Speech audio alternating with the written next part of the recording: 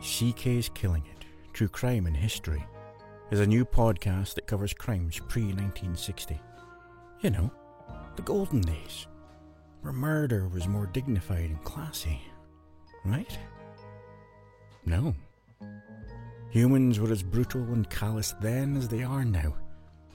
So let me tell you about them, with the added bonus of bringing the history of the time into the story, to see how that affected the entire situation.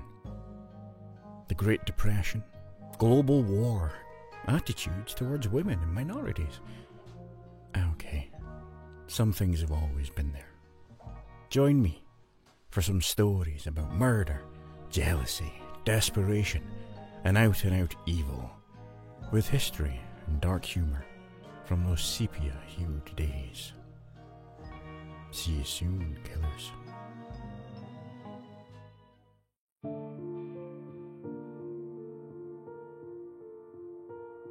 Hello and welcome to Reverie True Crime. I'm your host, Paige. There are cases that prove to be extremely difficult to cover. We have covered a lot here on this podcast, but never anything like this. For those that wish it, pregnancy is a truly transformative time, both mentally, physically, and spiritually for some. The way you see the world changes, hopefully for the best, and the priorities you set for yourself shuffle around like a dealer with a deck of cards. The level of condemnation for the case I'm about to tell you cannot be emphasized enough. A mother, an unborn child, a kidnapping. A pregnant matriarch, looking forward to the next chapter of her life, is suddenly placed in a position where she has to fight for her and her unborn child's life day by day, hour by hour, minute by minute, second by second. The next chapter. Many of us look forward to new chapters, despite the trepidation or anxiety they might cause. But what if that chapter is threatened? What if the pages of the story are ripped out of the book without warning, question, announcement, or anything? There's nothing that you can do about it.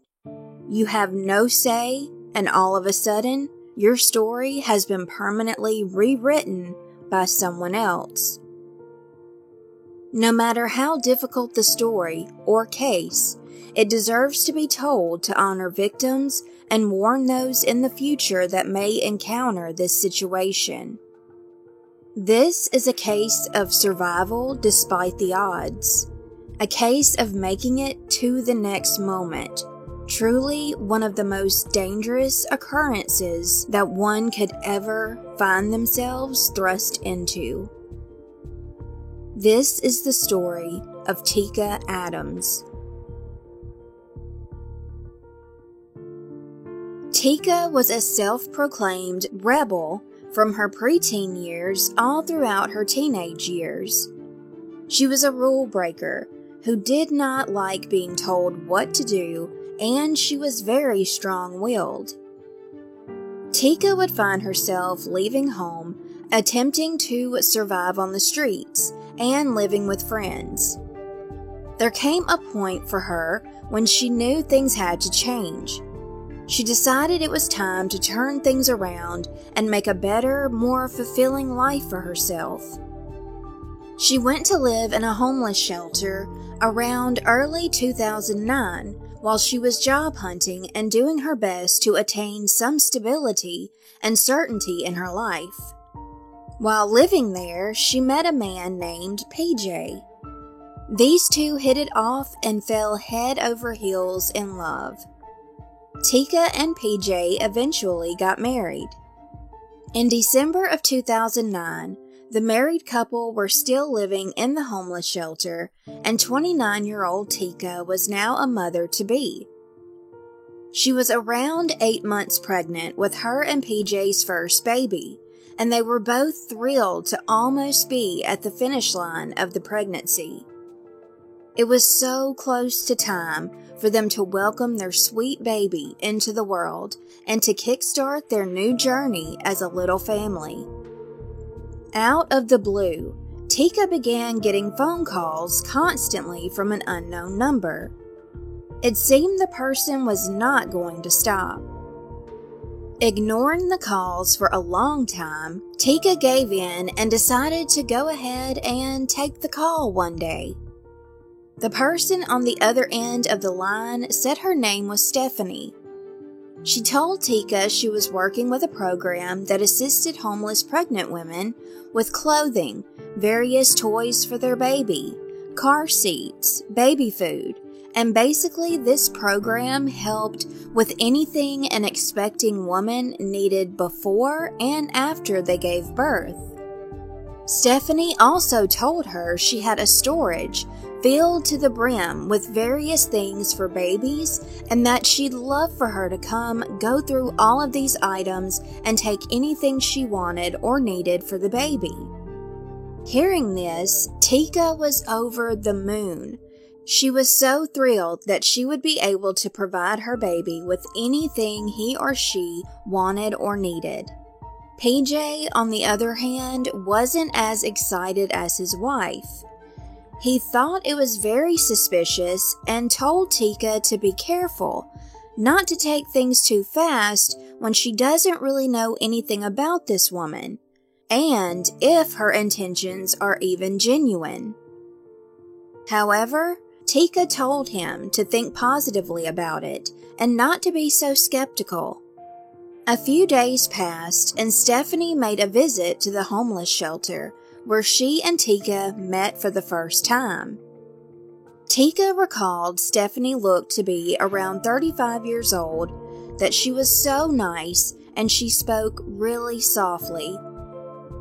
Right off the bat, there was nothing that indicated Stephanie was anything but kind and sincere. They began talking, and Stephanie invited Tika to go to the storage with her so she could pick out the items she wanted. They got into Stephanie's car, and Tika was so excited to be in this position after all this time working so hard to get her life back on track. This seemed like a miracle and would take a lot of stress off of any expecting mother. Tika talked to Stephanie on the way to the storage about how happy she was in her life. She was so excited to have her baby, how she loved her husband PJ, and how grateful she was to Stephanie for helping her and her husband in such a huge way. She was on cloud 9 about life in general at this time in her life. It seemed like everything was going in such a wonderful direction. She was so overwhelmed with so many positive feelings and expressing those things to Stephanie that when she took a moment to focus on her surroundings, she had no idea where she and Stephanie were. Soon, they turned into an apartment complex where Stephanie lived.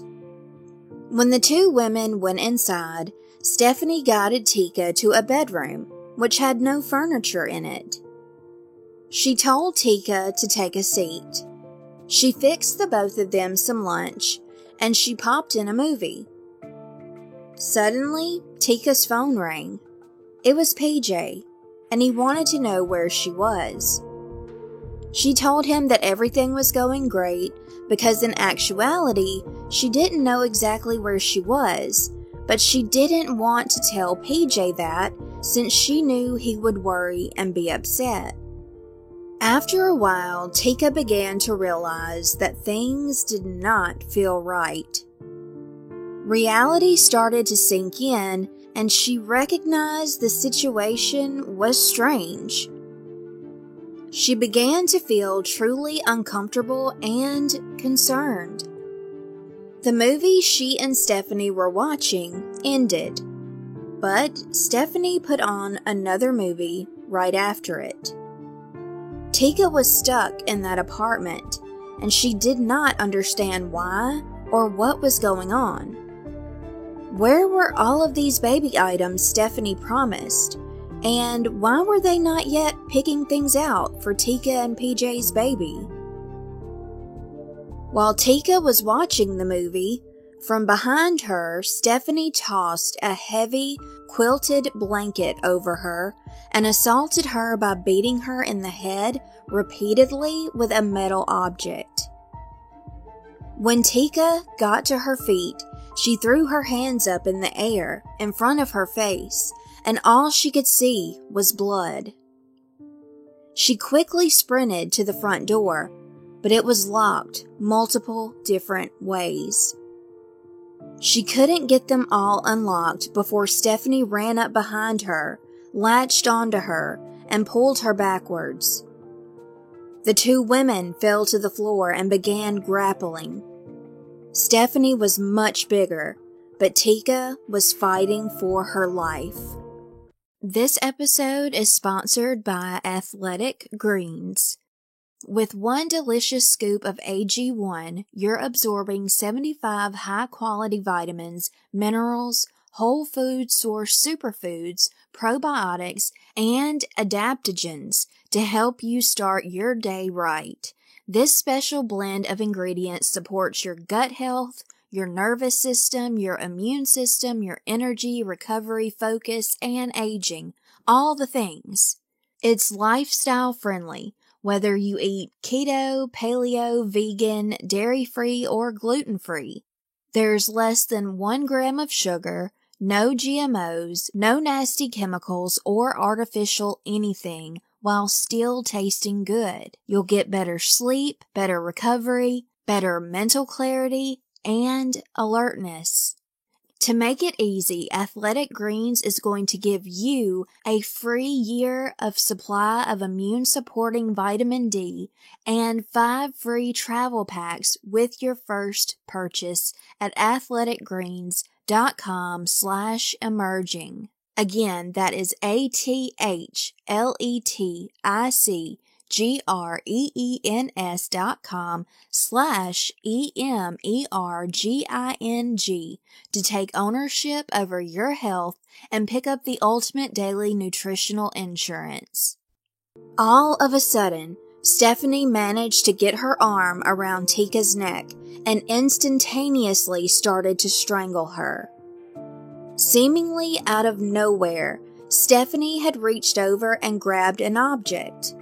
At first, Tika could not see what it was, but she eventually became aware that it was a cast iron fireplace poker that she was being assaulted with. Stephanie viciously beat her over and over in the head with it until Tika fell unconscious. When she came back to her senses, she was being dragged by her ankles down the hallway and into the kitchen. After Stephanie finally stopped and left her on the kitchen floor, Tika, still halfway out of it, could only hear Stephanie rummaging through kitchen drawers and cabinets frantically. The next thing Tika saw was the woman on the floor beside her. Shortly after that, she experienced a sharp, slicing pain running upwards on her side. Glimpsing over, Tika could barely make out Stephanie holding a box cutter. She was entirely defenseless in this terrifying moment. Stephanie was cutting into Tika's stomach, attempting with fierce determination to remove the baby from her. Distressed and in fear, all Tika could see was blood any time she opened her eyes. She later descriptively stated how she watched and felt the blood gushing out of her side, her stomach, and saw nothing but blood surrounding her body. Not long after she cut into her with the box cutter, Stephanie got off of Tika, curled onto the floor beside her, and started to pray. Tika remembered her saying, quote, "Lord, forgive me. I'm so sorry. I'm a sinner. Oh, Lord, forgive me." Tika laid on the floor, helpless, as she tried to keep an eye on her attacker's next move. A few minutes later, she watched her leave the room. Stephanie went and grabbed a lot of towels, feverishly scrubbing all the blood off of the floor and walls. Tika later stated, she started cleaning the walls in her apartment, and she kept pacing the floor, talking about how she couldn't have the blood in her house because her son was coming home and she didn't know how to explain it to her son. And I'm hearing all this, but I'm just laying there because I don't want her to kill me. Simple as that. After a while, Stephanie knelt down by Tika and asked her, "Can you get up?" To which Tika replied, "I don't think I can. I'm in a lot of pain. I don't think I can move." Stephanie said, "Okay, I'm gonna help you." She picked Tika up, carried her to a bedroom where there was only a mattress on the floor, and she placed her body on top of it. During this time, Tika eventually stopped bleeding. When Stephanie noticed that Tika had her cell phone on her, she snatched it, turning the phone off. Tika was extremely strong throughout this nightmare. She had a plan.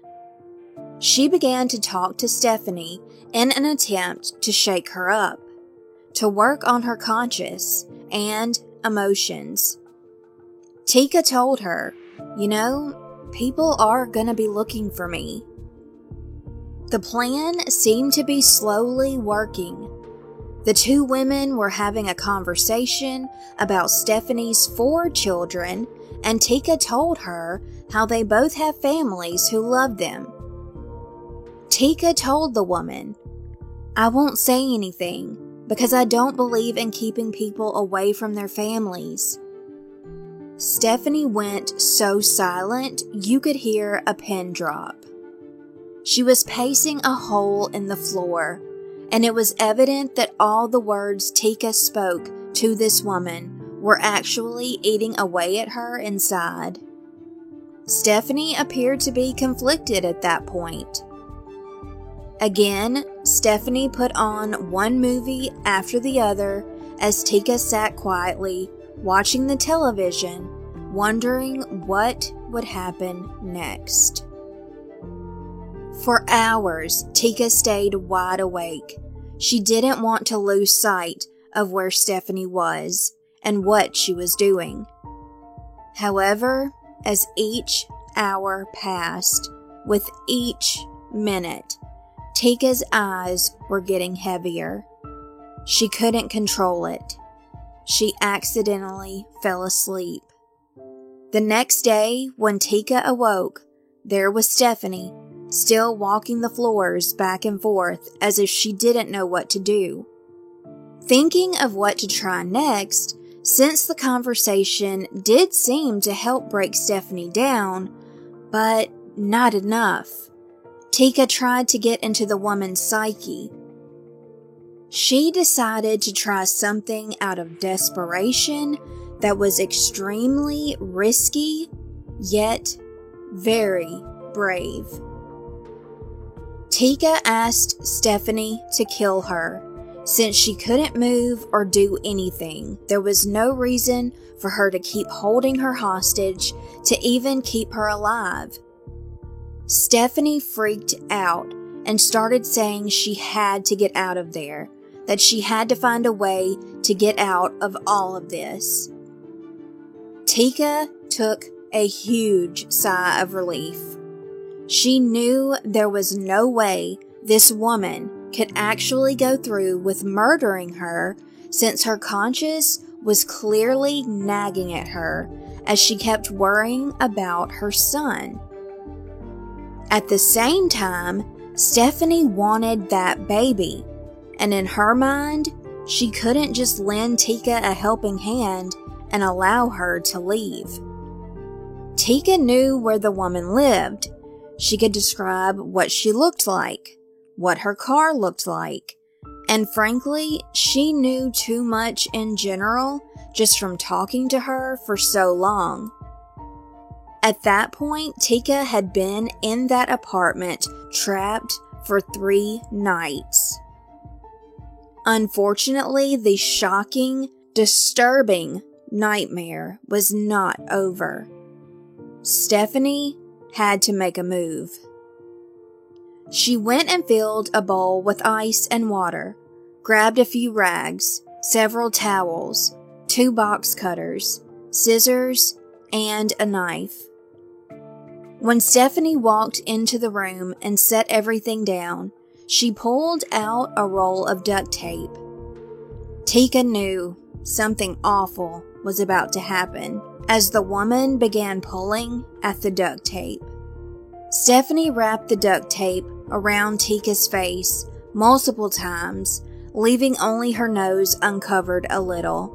In a twist of events, she begged her 17-year-old son, Derek Scott Quinn, to help her bound Tika's hands together.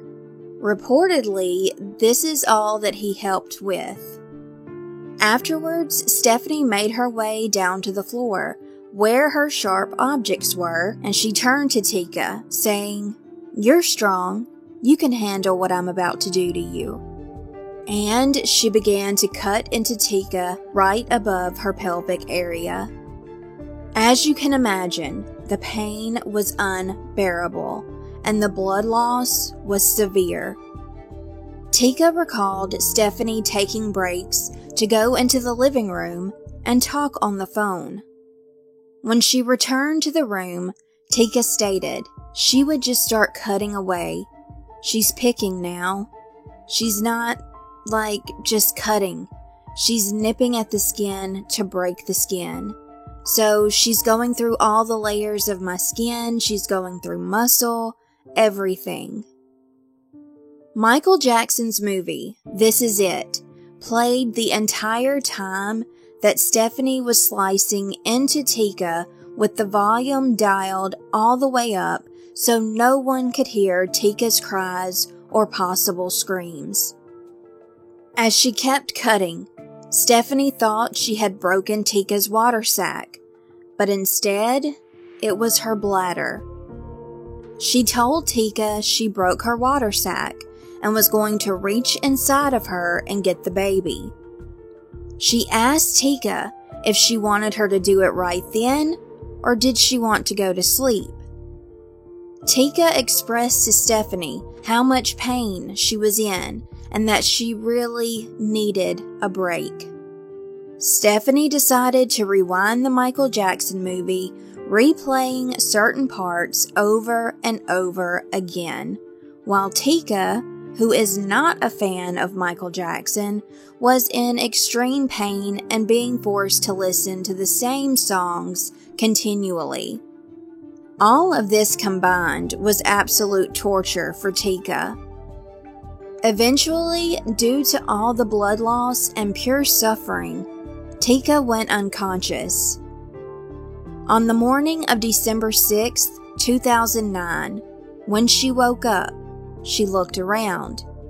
It was dark, but there was a nightlight dimly shining as Stephanie was curled up on the floor asleep.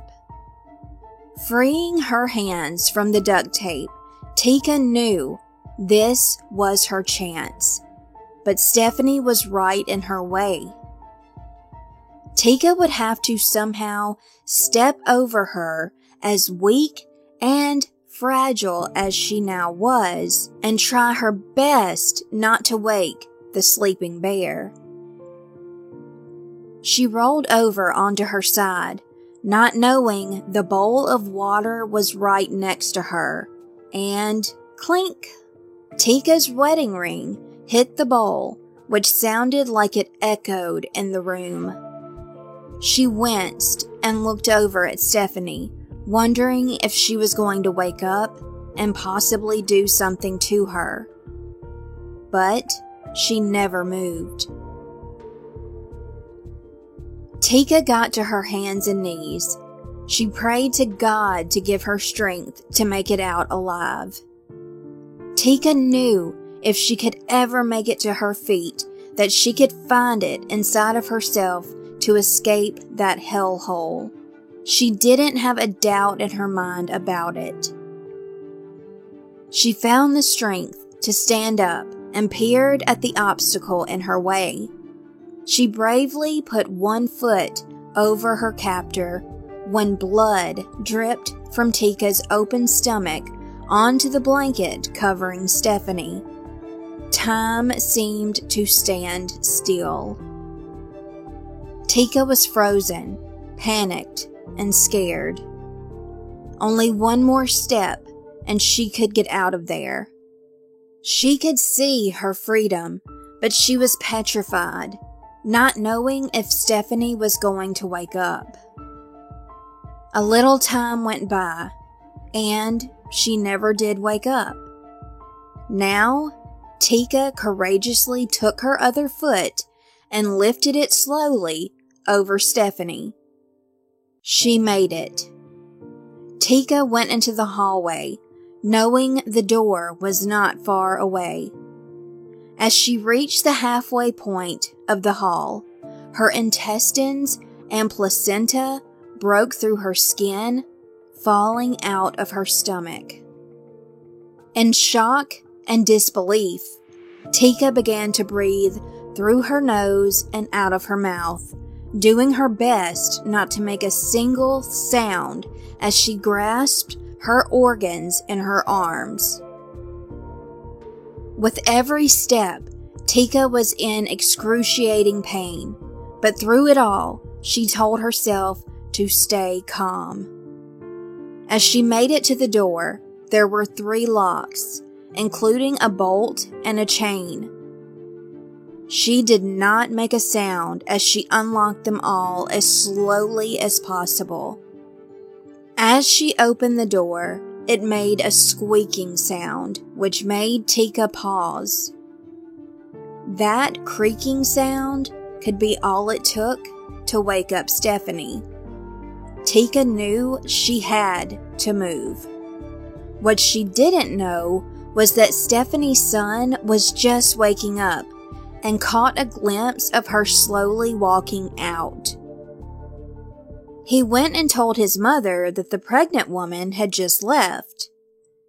Tika walked forward into the apartment complex hallway, up a flight of stairs, all the way to the back of the building. She began shouting at the top of her lungs for help while pounding on everyone's doors. But nobody came to her rescue. Her body was so weak, she gave out and immediately collapsed on the stairs. Stephanie hurried out of her apartment and spied Tika on the ground. She rushed over to her, crouched by her head, and put her arms underneath Tika's as she tried to lift her up off the ground. Tika instantly went into fight or flight mode, kicking, screaming, and biting her attacker's fingers while she was attempting to put her hand over Tika's mouth. Suddenly, there was a sound of someone running down the stairs from the floor above. It was a man who was rushing down to figure out what was happening. Stephanie tried to talk louder than Tika in hopes he would not hear anything Tika said, but she did not give up. Even though Stephanie was telling this man that Tika was delusional, out of her mind, and she was only trying to help her. The man stood there. He was still listening and trying to understand what each of them were saying. Tika's shirt was navy blue, so all of the blood underneath would be difficult for someone to see. She told the man, "Please help me, she's trying to kill me." Then she raised up her shirt so he could view her mutilated stomach. As soon as the man saw the awful injuries, he said, "I'm calling the cops," as he bolted back to his apartment. Tika recalled at that moment she received a hard glare from Stephanie, as if to say, "I should have killed you when I had the chance." Stephanie scampered off while Tika could only lay on the stairs as she bled, waiting for the police and an ambulance to come to her aid. Stephanie told her son they had to make a run for it.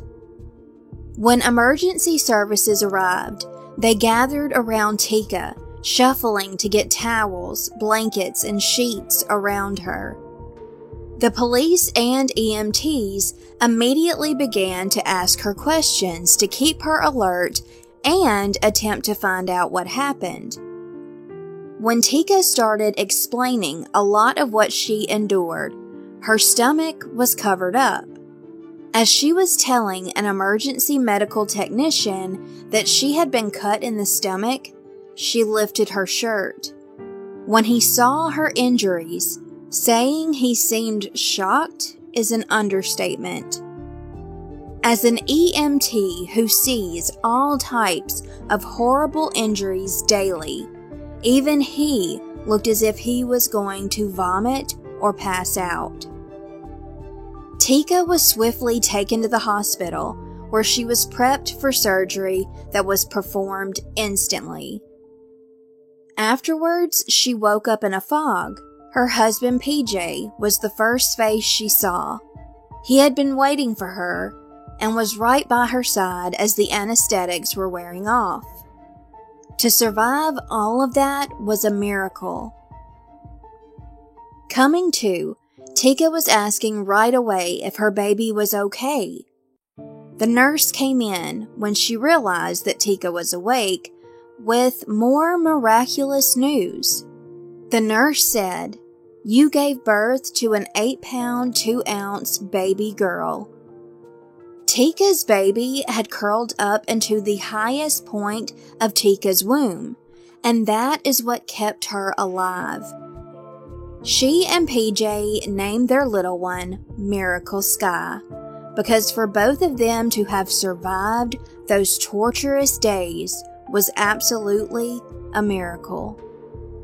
That day, Stephanie Mills called the police in Prince George County, Maryland, and she turned herself in. This woman's real name is not Stephanie Mills at all. She is Veronica Dolores Deramus, and she told police over the phone that she was currently in Arlington, Virginia with her son. There, she was arrested by a detective not long after the phone call. She pleaded guilty to first-degree assault in November of 2010. She also took an Alford plea to false imprisonment. Unfortunately, it could not be proven that this was attempted murder. Veronica lied to authorities and made the claim that she had offered Tika $5,000 for her unborn baby, and this was supposed to be a mutual swap. Unbelievably, it was determined there was no substantial evidence that Veronica was trying to murder Tika. She never had to testify against Veronica, but she, Baby Miracle, her husband PJ, along with other family members, did face her in the courtroom. Tika stared the woman down, and Veronica looked a little shaken up when she saw her. She told Veronica she hoped she rotted in jail. Veronica stated in the courtroom that she and Tika had met in a bar months before December and had been preparing this together ever since they met. Veronica went on to make claims that they agreed she would pay the mother-to-be $5,000 in exchange for her baby. Tika sprang out of her seat, screaming, swinging her arms, trying hard to get her hands on Veronica. She was incensed after hearing this. Her father reportedly wrestled Tika down to the floor, and she had to be removed from the courtroom. Veronica went on to say she only tied Tika's hands so she would not steal any of her money. She said when the deal to buy Tika's baby was crumbling, she began to get drunk, and she did not remember ever trying to remove the baby. Later, Tika stated on House of Horrors Kidnapped as she halfway smiled, "I tried to attack her ass in the courtroom, and I went straight for her." So, what was Veronica's motive? Well, she told her family and her boyfriend she was pregnant when she wasn't. She hatched the most horrific plan to carry out a fetal abduction and a desperate, sickening effort to carry out her fictitious story to the very end, and nobody would be the wiser. 40-year-old Veronica Deramus was sentenced to 25 years in prison and life in prison with all but 15 years suspended for the false imprisonment charge. It is a possibility Veronica could be free on parole sometime this year. Her son Derek admitted he assisted his mother with tying Tika's hands together. There were no charges made against him. Gregory Burnett, Tika's father, tried to fight back tears as he said, "Tika's my youngest daughter, so I felt she was trying to take my baby. It's unbelievable. I can't make sense of it all." As Tika was going through the healing process, she received devastating news from the doctors. They informed her that she had been injured so gravely that the possibility for her to have any more children was unlikely. Tika and PJ were completely crushed and brokenhearted by this. Understandably so. She is still hopeful that there might be a slight chance that she could have more children someday. While Tika was healing, she was living with her father, who told news outlets that she was doing better physically, but emotionally, she had not been doing the best.